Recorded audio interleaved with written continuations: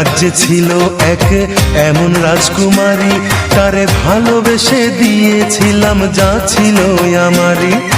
আমার বুকে মাথা রেখে বলতো মনের কথা, ভাগ করিয়া নিতাম দুজন দুঃখ কষ্ট ব্যথা।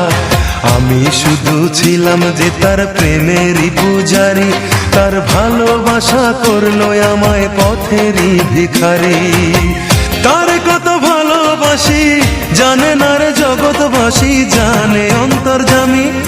যখন তোমার কেউ ছিল না তখন ছিলাম আমি, এখন তোমার সব হয়েছে পর হয়েছি আমি। যখন তোমার কেউ ছিল না তখন ছিলাম আমি, এখন তোমার সব হয়েছে পর হয়েছি আমি।